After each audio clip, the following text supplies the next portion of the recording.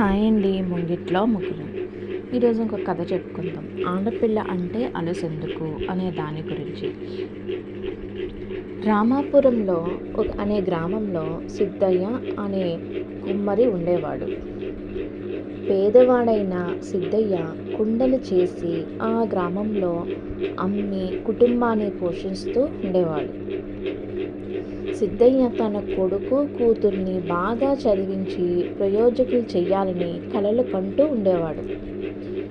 పేదరికం వల్ల ఎన్ని కష్టాలు ఎదురైనా పట్టుదలతో తన పిల్లల్ని చదివించడం సాధించాడు సిద్ధయ్య.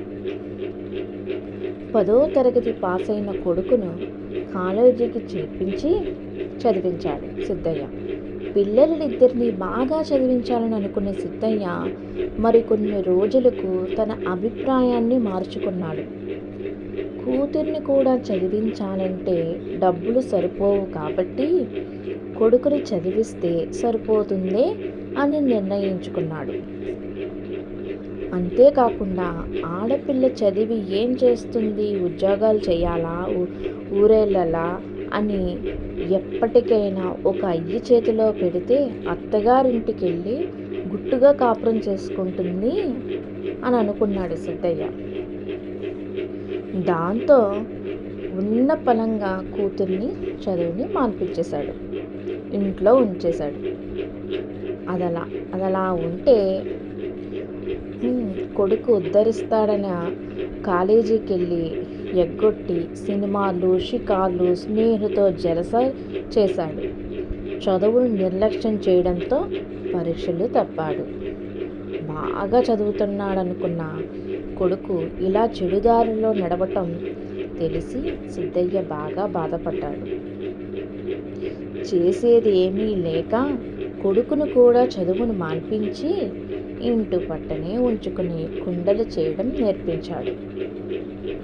కుండలు చేయడమే కాకుండా ఆ పనిలో మంచిని శిక్షను ఇచ్చాడు సిద్ధయ్య. అలాగే వాటిని మంచి ధరకు అమ్మటం కూడా ఎలాగో నేర్పించాడు. దీంతో 4 రాళ్ళు సంపాదించడంతో సిద్ధయ్య కొడుకుకు కష్టంలోని తీయదనం తెలిసి వచ్చింది. ఇప్పుడు బుద్ధిగా ఇంటి పట్టున ఉంటూ తండ్రి చెప్పినట్లుగా నడుచుకున్నాడు. అయితే కూతురు విషయంలో తను చేసిన తప్పును గ్రహించిన సిద్ధయ్య ఇప్పటికైనా మించిపోయింది ఏమీ లేదని అనుకుని కూతుర్ని మళ్ళీ బడిలో చేర్పించాడు. తండ్రి అనుకున్నట్లుగా ఆమె బాగా చదువుకుని త్వరలోనే మంచి ఉద్యోగం సంపాదించింది.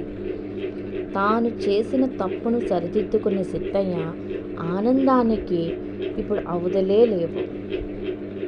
చదువును పక్కన పెట్టి చెడు తిరుగుళ్ళు పాలైన కొడుకు ఇక పనికి రాడని బాధపడిన సిద్ధయ్య కొన్ని రోజుల్లోనే కొడుకు దారిలోకి రావడం, కూతురు బాగా చదువుకుని మంచి ఉద్యోగం చేయటం సంతోషంతో ఉప్పొంగిపోయాడు. కాబట్టి కొడుకులు ఉద్ధరిస్తారు, కూతుర్లు చదివేందుకు అనే అభిప్రాయంతో ఉండే పెద్దలు సిద్ధయ్య అనుభవంతో ఇప్పటికైనా మేలుకుంటారని ఆశిస్తూ చెప్పాడు.